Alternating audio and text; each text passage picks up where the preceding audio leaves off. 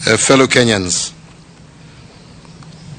it is with a heavy heart and a profound sense also of personal loss that today I make this tribute in honor of the life of President Daniel Toroitich Arap Moi, who rested in the early hours of Tuesday, the 4th of February 2020. Today, as the solemn procession of the late President Moi's remains proceeds through the streets of our nation's capital to lie in state at Parliament buildings, we commence the final journey of a great son of Kenya, a cherished brother, a loving father, a mentor to many, a father of our nation, a champion of Pan-Africanism, and the second president of the Republic of Kenya. Fellow Kenyans, the question that we should all ask ourselves is, how does one mourn an iconic leader?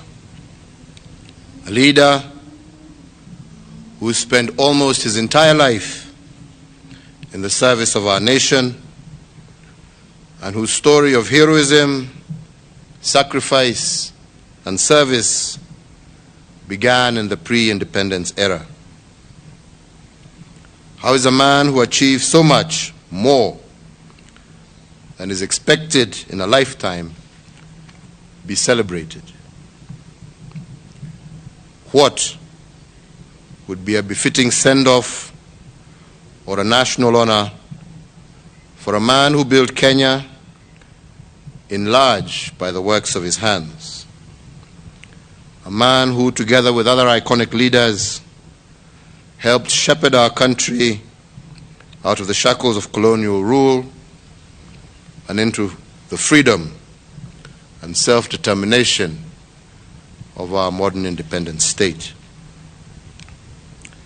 How else can a grateful nation celebrate the life of a man whose calm and steady hand reassured a young nation and her allies during the peaceful transition into the second administration?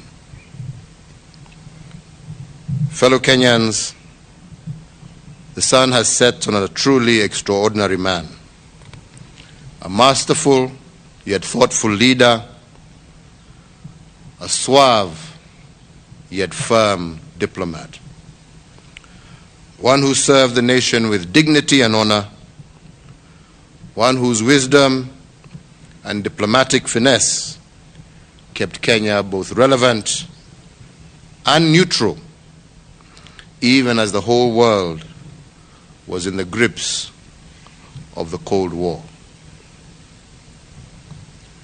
A passing cloud that served with distinction for 24 years. A decisive and courageous commander-in-chief of formidable achievements, who chose well and always put his country first.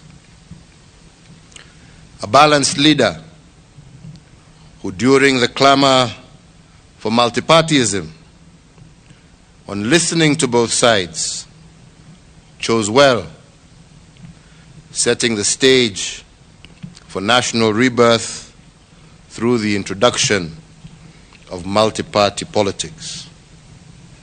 A tactful leader who, during the quest for a new constitutional order, listened and quietly chose what was best for our country.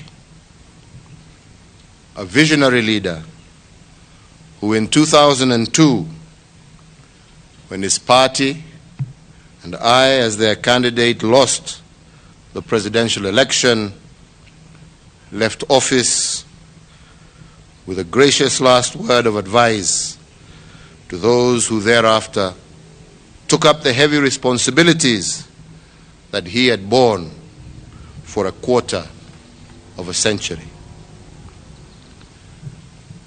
Fellow Kenyans, today we celebrate the life of a patriot who, wherever in Kenya he found himself, he would calm fears and raise the hopes of everyone who heard him. No part of Kenya was strange to him, and nor were her citizens. Deep in his DNA, he understood and prized our culture and national character. To his last day in the office as president, he remained committed and ready to defend Africa and her people.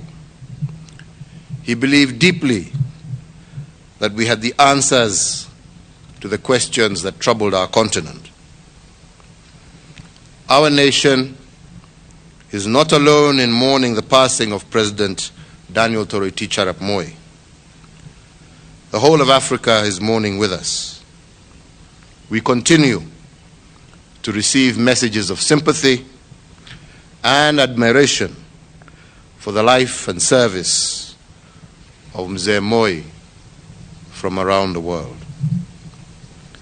We celebrate the life of a teacher who taught for life and a mentor to many, including myself. One whose ingenuity bequeathed our nation many, many projects. President Moi was a mortal man whose works and legacy will remain immortal. The Republic of Kenya, the community of East Africa, and the great continent of Africa bears his indelible mark, which I am convinced will endure long into the future. May Mzee Moi's memory live as long as our republic endures, and may we, to whom he has left the care of the republic, prove ourselves worthy of his bequest. We commit Mzee Moi's soul to the Almighty God, thanking the Creator for sending to us his servant, who after nearly a century of selfless and steadfast service now rests in his glory and his well-deserved reward. May God bless you all. May God bless our beloved Kenya, and may God bless Africa.